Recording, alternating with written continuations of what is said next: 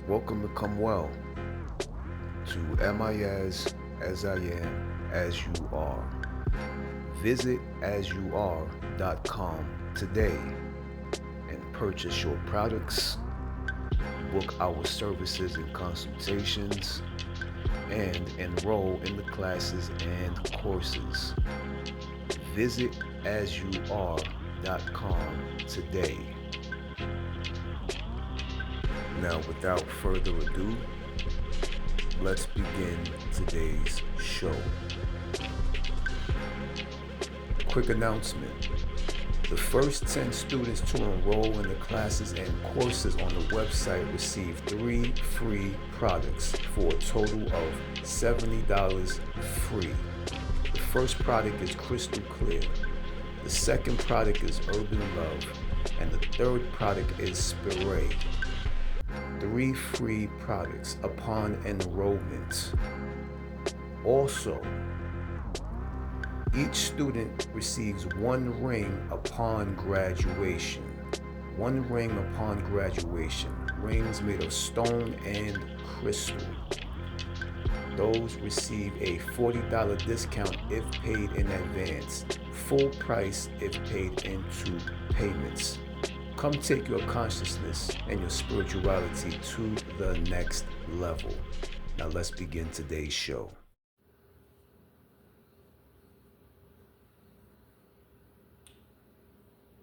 Do you understand what I'm saying? Do you understand what I am saying?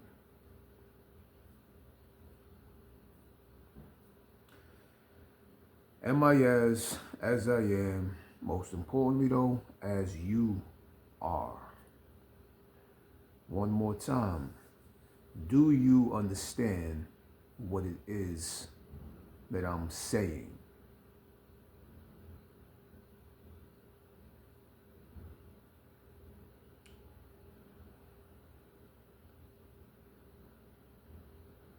Let's start the intro first. Well, I was just saying, in the beginning, my spiritual beginnings. In the beginning of my spiritual path, I used to talk to individuals, and for some reason, when I was receiving the Gnosis and I was sharing it with people, they wasn't actually picking up on it. And I used to wonder why. Why aren't people understanding what I'm saying? I'm speaking it quite simple. I'm giving it quite clear. So I'm thinking to myself, is there like 2 eyes that's not touching? Do they have all their marbles? I used to think all kinds of stuff because I have a very simple mind. So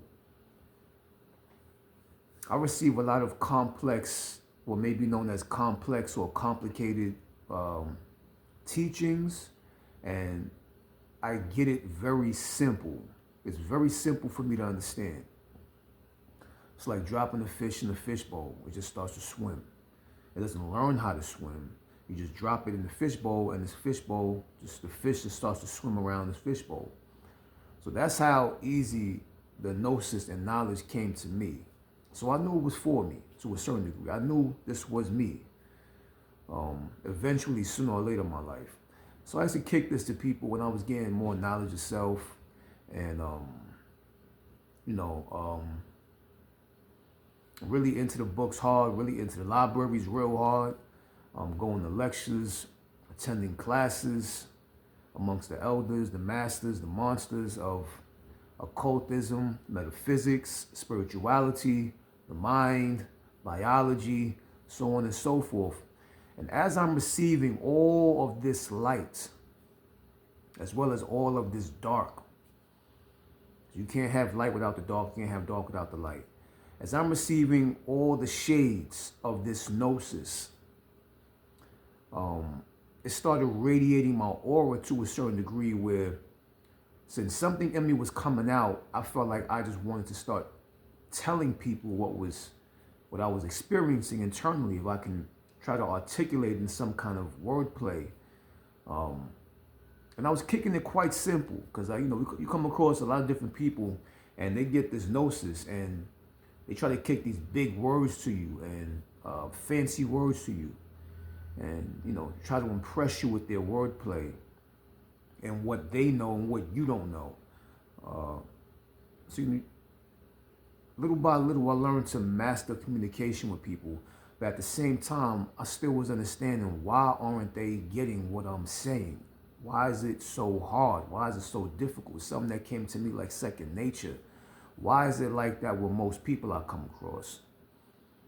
So, little by little, I start to put things together. And, sooner or later, I knew I had to begin to embrace whatever I come across, however the interaction goes, and just start to embrace everything as a whole, no matter how the interaction went, no matter how the communication began or ended. A learning came, and I just came into full embrace and acceptance of what is. And I didn't fight it. I just left it alone. And this kind of thing kind of recedes you back inward. It kind of pulls you, feel like a fishing pole pulling you back in. And this is kind of what the spirit does, It throws you out there for a minute. And this is you trying to tell people what you came across, what you've learned, and trying to share with other people to teach them. And then little by little, you see this repelling action coming back at you. And it like throws you out there and then reels you back. And this is kind of the process of what the spirit is and what it does. People out there trying to teach or trying to enforce this kind of gnosis in other people's minds and other people's lives. They become what is known as the poor righteous teacher, or the dying heart, if they keep trying to impose and bombard and pressure people into joining their thing or following their thing or learning what they now know. You got to back up, you got to back off, and you got to let people find their way. Let them gravitate to what they gravitate to in peace and in respect of whatever their path and their mission is about.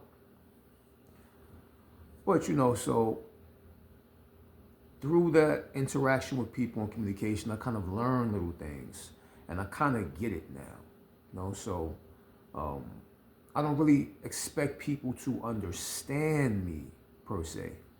I would rather people just experience me. Because through the experience, you get the understanding. Through the understanding, you might miss the experience. You can't get one. You can't. It's more easier to experience something, and you get the understanding. But if you try to understand somebody, you might miss the experience that you had with them. And you're not going to understand anybody. That's impossible. The best you can do is experience them. And whatever you take from that, you take from that. So, I know you guys see the image, the picture of today's video with 4 different pictures in there. In the picture of today's video, you see 4 images. A solar system, a sky sunlight, sunlight shining on land, and sunlight piercing through and underwater. So a solar system, sunlight through the sky, sunlight on land, and sunlight piercing through underwater. These are the levels or mental chambers or depths in which the knowledge or gnosis has to penetrate, pierce, and travel through in order to reach the recipient on the other end. To receive the light which is being conveyed to them during the present conversation from the one who contains the gnosis or is sharing his or her gnosis. So these are 4 levels or 4 chambers or 4 mental chambers or 4 depths that the light has to shine through from one person who may hold a certain light into another person who is trying to receive a certain light. These are the 4 levels that you're going through. As the soul is the solar.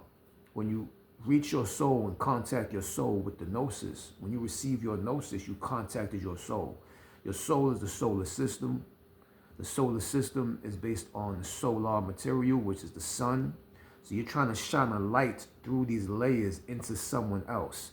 You are the sun in the solar system, shining through the sky of them, shining onto the land of them to pierce through the waters and shine through the waters of them. So it's this light that's traveling all the way from one end of the spectrum to the other end of the spectrum. This is what's happening during every conversation when you're trying to shed your light to somebody else, or what you learn when you contact your soul. The solar system image in today's video, the solar system represents the conscious knowledge being conveyed. The sky represents where communication and conversation is held. The land represents mouth to ear to heart contact and possible interaction. And the water picture represents potential subconscious mind connection connects. Okay, so that's what the solar system, the sky, the land, and the water, the 4 slides and the images of today's video, that's what it represents. Okay, let's go into the first doorway. Why does it seem difficult for someone to grasp the spiritual simplicity of what I'm explaining to them? This is what you may be asking, because this is one thing that I've asked one time. Why is it so difficult for them to grasp what I'm saying? I don't get it.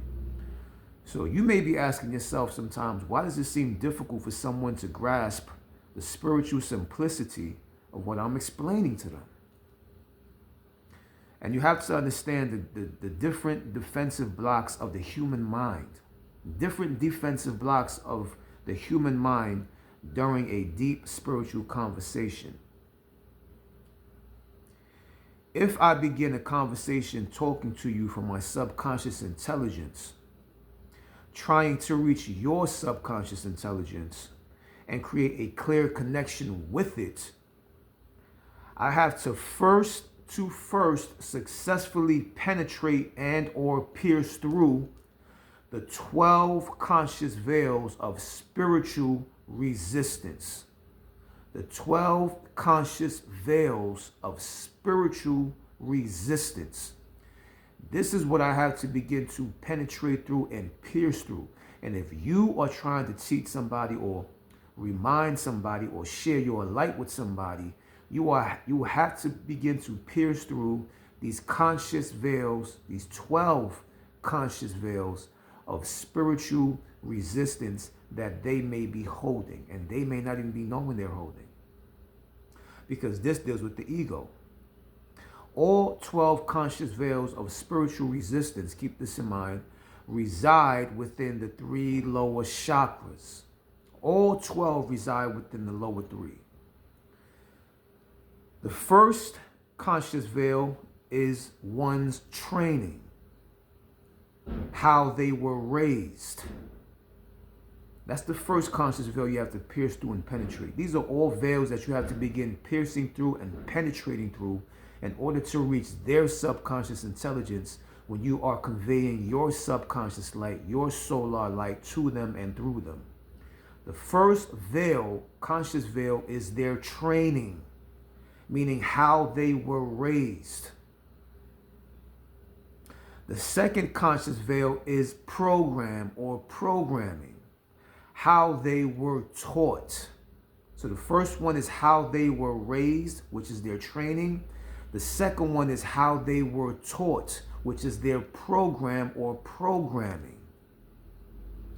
The third conscious veil is their history, whatever history they learned, which means what they were taught and told. What they were taught and told. Now, this is all from birth to 21 years old. So these 12 conscious veils of spiritual resistance reside within an individual who is still learning, coming into the knowledge of. You have to begin to pierce through these 12 conscious veils during the moment of your conversation with them, in communicative flow with them.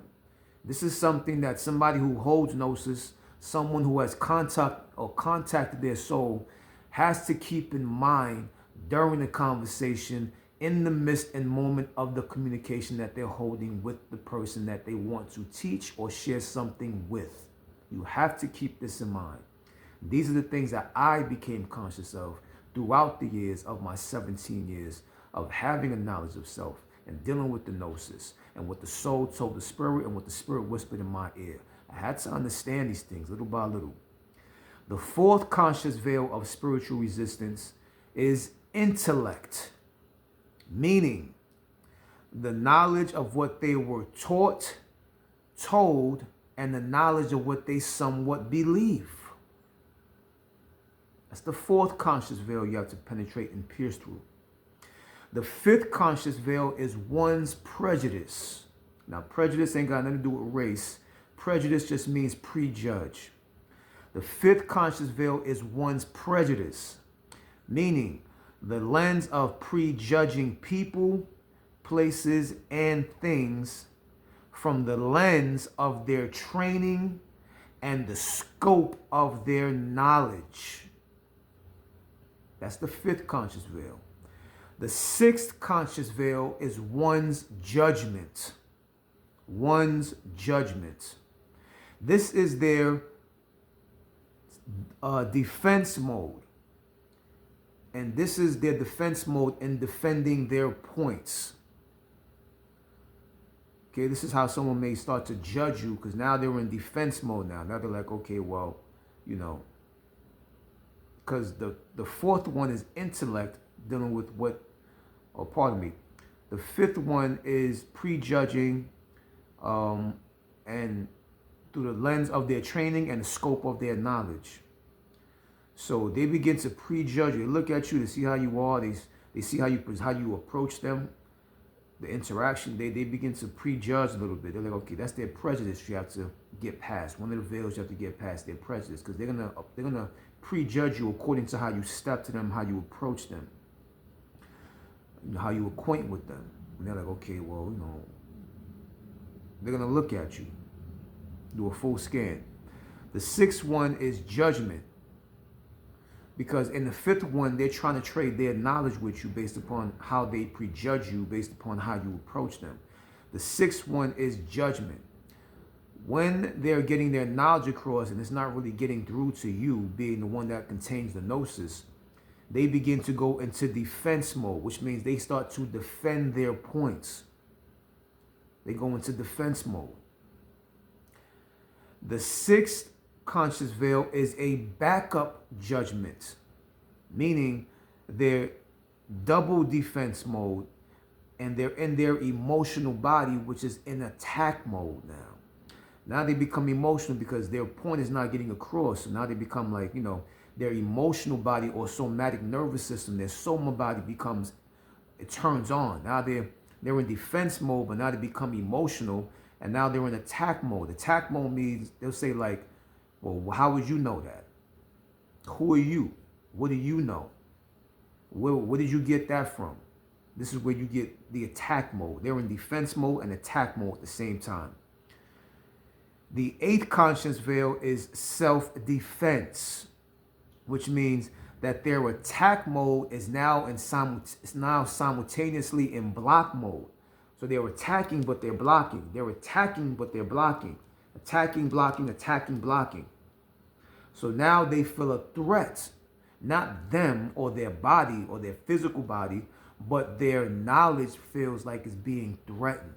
Their history feels like it's being threatened. What they were told, taught, and believed now feels threatened by you, the one who was trying to share their light to them. And attack mode and simultaneous and block mode, they'll throw a point at you. Like I said before, it'll just get heightened. Well, who do you think you are? And that question knows something is coming back, and now they have to block because too much light sometimes will blind somebody. like a deer in the headlights. So it's not just darkness you walk into a dark room, you can't see things. Light will also make someone not see things. Just like darkness can blind somebody, light can blind somebody. Too much. Overwhelming. It becomes overwhelming to someone sometimes. The ninth conscious veil is security, which means their block mode turns on and now it's in safeguarding mode. Now they feel endangered.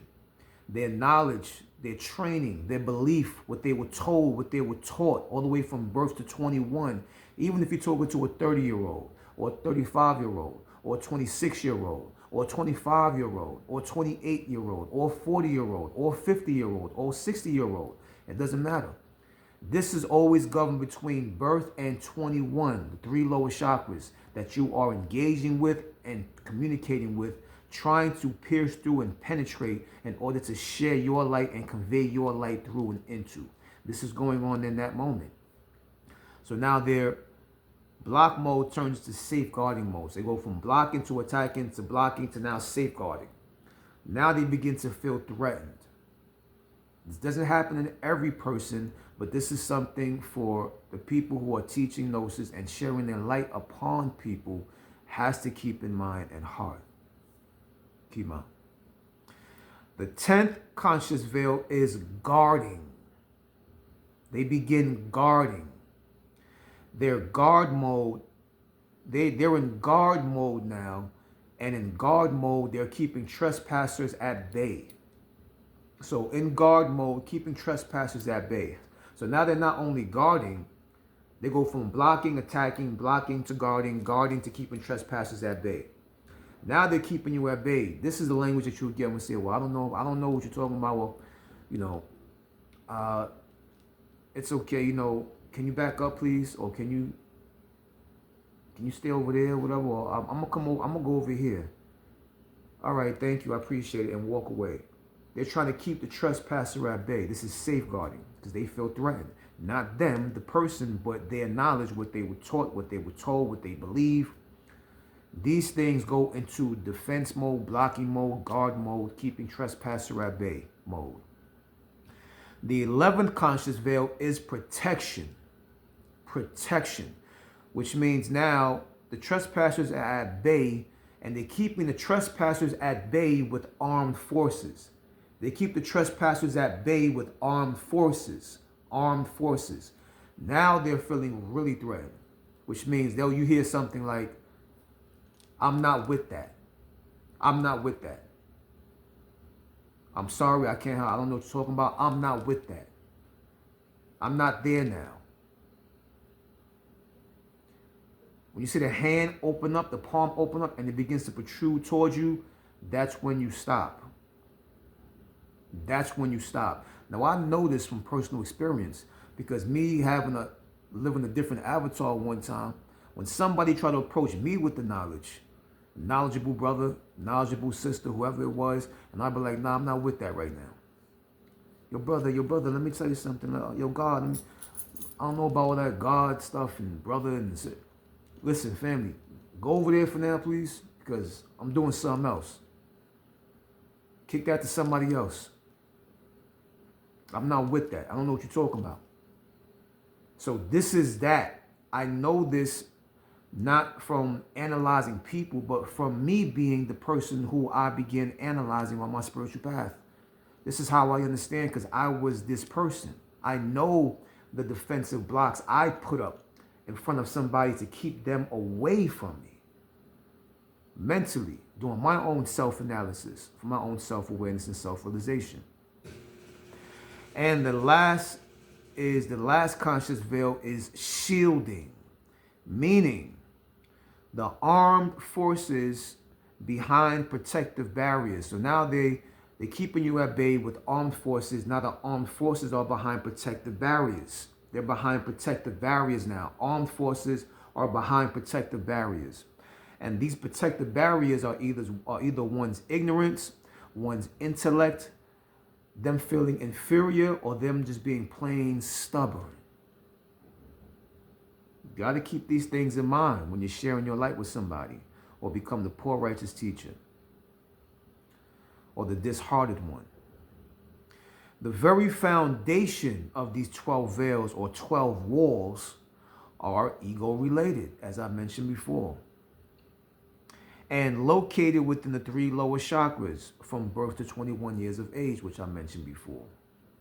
And these lower 3 chakras store pocket memories and thought forms of inferiority, belittlement, shame, and embarrassment, as well as knowledge protection or a protection, knowledge protection or a certain kind of protection or protecting of current knowledge that's being held by them in that moment of their life, that is scared or fearful to expand further and grow more out of its own self-made comfort zone.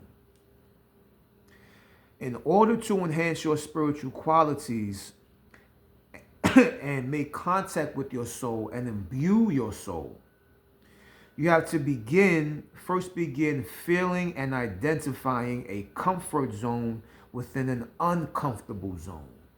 Meaning, not being afraid to break your foundation of your knowledge, of your history, of what you were taught, what you were told, what you believe in. You cannot be afraid to break the foundation, break the floor, fall into the basement, break the basement floor, see the soil, plant your feet in the soil, wipe the soil away with your feet, hit water underneath the soil. Keep breaking the foundations. Don't be afraid to break your foundations if you want to begin to enhance your spiritual qualities and make contact with your divine soul. Knowledge or gnosis is a constant synthesizing phenomenon that has no top nor bottom to its intelligence. This thing has no top and it has no bottom. It's forever expanding in both directions, forever expanding like a tree. When you plant the tree, the roots grow down, but the tree grows up at the same time. The roots grow down, but the tree grows up. There's no top and there's no bottom. It just keeps expanding. You have to be in the same way when you want to begin to expand your knowledge and your gnosis. You can't have a bottom. It's okay to stand on something, but standing on something is temporary. It's not a permanent thing. The only permanent thing is you and your light and your knowledge and your gnosis and what you feel you need and want. That which catches your interest and holds your attention and what you have a natural affinity to. This is how you understand your spiritual path and your spiritual purpose. The next doorway is the big brother ego. What we know of and heard of before as big brother is actually thought itself. Big brother is actually big beta, because the beta brain wave represents continual mental motion or cyclic mentalism. So big brother is actually big beta. Beta is constant thought repetition. Just a cycling of thoughts, a circle, a cycle. And anything that goes into a cycle becomes automatically psycho, like a psychopath. That is the path of a psycho, which is a cycle. That's why people, gets a little deeper. I'll save that for class, and my class is starting pretty soon. Thought, what we know as thought, is a protector. Thought is a protector. It's a kind of security guard, guarding the familiar. It guards the familiar. Thought guards the familiar, guarding its comfort, guarding only what is known to it, like one's history, like what one was taught, what one was told, what they believe in. It guards what is known to it. It is a protector. It is a kind of security guard, guarding its own comfort, its own comfort zone. Only what is known to it, only that which was done before. And thought stays away from the new and the experimentative to experiment. It stays away from anything trying to experiment with something new. Thought does not like to experiment with anything new but itself. It doesn't like it, stays away from the new and the present. Thought doesn't like using new energy or more energy. Thought only likes to use recycled energy, not sourceful energy or resourceful energy. Thought only works and sustains itself on recycled energy, its own recycled energy. It doesn't like sourceful energy or resourceful energy because that eliminates itself out the equation. Thought stays away from that which is foreign to its engraved, embedded routine and pattern. Thought stays away from that which is foreign to its routine and pattern. This is what thought does. Oh, I'm in thought right now. I'm in thought right now. I don't know. Give me a minute. I'm in thought right now. This is what this means.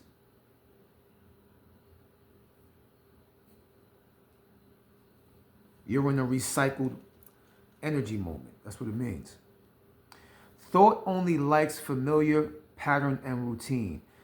Thought stays in old habit, doesn't like to develop new habits. Thought likes the old habit. It likes the old repetitious routine and pattern. It doesn't like anything new. Anything new is a threat to its program. It's a threat to its system. It's a threat to its intellect. Intellect doesn't like intelligence. Thought stays in old thoughts. It doesn't like the intelligence of thinking. Like I told you before, there's a difference between thought and thinking. Thought stays of the past. Thinking is of the present. Thinking moves. Thought stays stuck. It doesn't move. Thinking moves. Thinking can move. Thinking can move before the thought, around the thought, and past the thought, and stays in the present moment. Thought just stays here. It doesn't go anywhere. So you're not moving when you're in thought. You're actually a dead body when you're in thought. Thought doesn't like potential. It only favors that which is probable. It doesn't like potential. It hates potential. It only likes that which is probable, that which is closely related once again, that which is familiar, that which is known, that which was done before. It doesn't know anything that can be done after it. It only sticks to that which was done before. Thought doesn't know it even exists. Keep that in mind. Thought doesn't know it exists. It doesn't know that it is a program. Thought does not know it exists, and thought does not know that it's a program. Keep that in mind. Thought doesn't know it's an energy. Thought doesn't know that it's only an energy, and an energy that's actually interchangeable, transformative, flexible, and versatile, in accordance with the expansion and perception of the mind. Thought is nothing but an energy. It can be transformed, it can be versatile, it is flexible, interchangeable, but it can't be that. Only you can be that. This is why you create new thoughts. Thought is an energy that moves on. There's a difference between thinking and thought skipping. Thought skipping and thinking are two different things. Thoughts are actually the footprints of a thinking that's walking. Thinking walks, and every print that thinking makes leaves a thought imprint. Think of it in that way. Walking, as you're walking on sand, or you're walking on dirt, or walking on wet sand or dirt, you leave a footprint, but you are still walking past the footprints. You can look back at your footprints, but you're still walking forward as you're looking back at your footprints. This is symbolic of thinking. Looking back at the footprints is symbolic of the thoughts.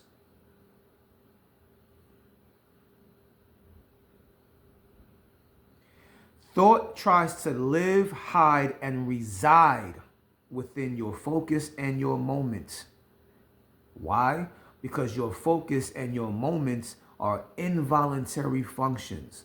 So even though it tries to plant itself in your involuntary nature, that's the part you have to become very, very aware of. This is why people think that their thoughts are just, it's okay to be in thought. It's okay to be in thought. I'm just in thought right now. But it's not involuntary. It's trying to plant itself in a space where it doesn't belong. This is why you find yourself in so many thoughts, because it now has become in sync with your heartbeat, with your moments, with your focus. And that's why thought is actually it likes to trade places with you. It is a trade placer. It switches spots with you. If your awareness isn't present, then you're gone. Then you're just a thought body. You're not a thinking intelligence or a knowing intelligence. You're just a thought body. And thought will replace you if it tricks you good enough. That's why you see some people, they're stuck in the past. But they're in front of you in the present moment, but they're of a past nature, of a past thinking way, of a past living, of a past speaking, interacting. There's no presence in them because they're a thought. That's a thought speaking to you, not a person, not a presence, not a soul, not divinity. Thought only exists in the hippocampus, taken into anatomy. It only exists in the part of the brain called the hippocampus, which is a section of memory. Thought exists in memory. And thought despises what is known as the frontal lobe or prefrontal cortex, because that is where consciousness resides and where renewal can occur. This is where renewal can occur, where thinking exists, where knowing exists. It's right there. It exists there. And the hippocampus is a little bit further back. It's in memory. And every time you say I'm in thought, that's something called acetylcholine. It's called acetylcholine. It drips down from the hippocampus, or comes down from the hippocampus and goes into your bloodstream through the central nervous system and so on and so forth, and peripheral nervous system. But this is where you get stuck, because thought actually becomes something, a thought form. Remember, thoughts become forms. Thought becomes thought forms, which are known as egregores, that become actual entities, conscious as their self within your blood, literally, and they stem down from the brain. You got the word rain inside of the word brain, because things rain down from this part, the skull, into your system, through your central nervous system, your peripheral nervous system, and your somatic nervous system, to encompass itself within the central nervous system. And you become centered in thought, stuck. Very important to keep in mind. I teach all this in my class.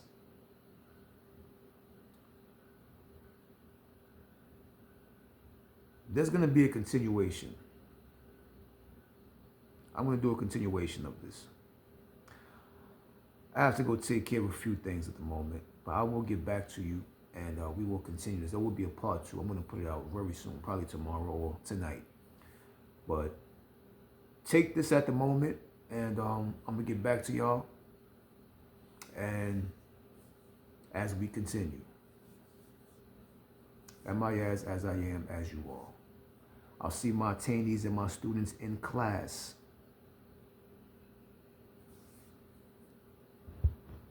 As you are.